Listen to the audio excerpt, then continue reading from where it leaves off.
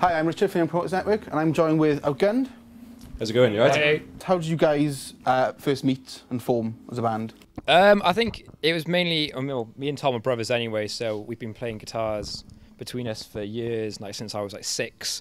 And so, we still live together, so we've always been jamming it out for a couple of years now. And Tom obviously met Ad through uni, so they he was in another band at the time, and when that band fell apart, but came to an end, we kind of see if he wanted to get in with it, and they had a jam, and then we had a jam, and then it sort of came from there, really. I think Nick joined a year ago now, just over a year ago, so since then it's been strong and going forward.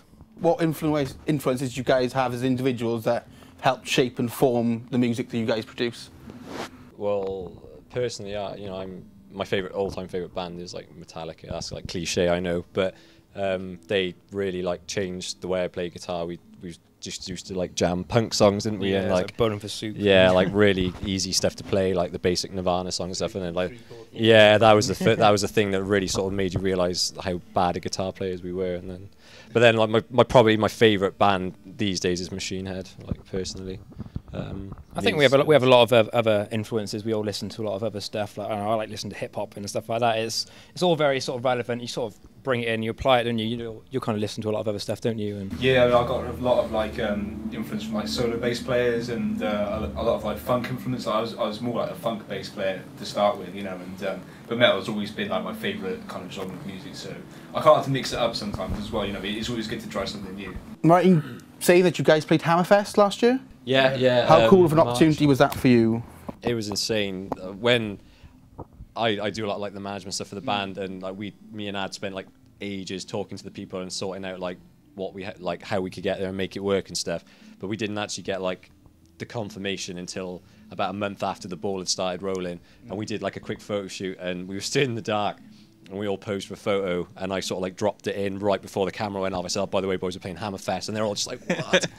And everybody was stoked, weren't they? And it was such a good weekend, man. It was like we drank way too much. I think the best when we were sitting there eating a curry when you've just had far too many pints, and then like the bass player from El Nino walks past and goes, "Hey, how's it going, guys? Saw you upstairs," and I was just like, "Hey, how's it going? All right?" But Through the Eyes of Despair, which is your EP, is out. So where did you record it, and is there any studio stories from that recording process you'd like to share? Obviously, when the reaction. Yeah. Wow. Well, that's actually an old EP, man. We're about to release a new one next month. That's 2 years old now. 2010, wasn't it? Maybe. Yeah, it's a couple of years old, but we've been doing a new one since then. But yeah, that one was done in a studio in Newport, and it was an experience. That's all I'm saying. Yeah, it was good fun though. We spent I don't know how many days. It was meant to be 3 days, and it got pushed to about 10, I think, by the end of it. But it was really good fun. But like we're more stoked about the new one, which is coming out next month. We did that ourselves. We've been doing it since like October. Is there any bands, artists that we should be looking out for? Where to start, man? Where to start? Fourth Autumn. If you had to choose one band each, who would you choose? You can't say that. That's not fair. Strictly from Newport. Strictly from the Newport scene, yeah. From like right in the city. Newport and just surrounding areas. Ah, man. I'm gonna pick 2. I don't care. 10 Cent Toy and Fourth Autumn. They're my personal favourites, but there's so many other bands. I would say Fell on Black Days. From Newport. But they're from the surrounding area, so. I've got to say, Monk's Carrier Man, they're doing sick at the moment. Wicked band. The two with the dreads, from Bridgend.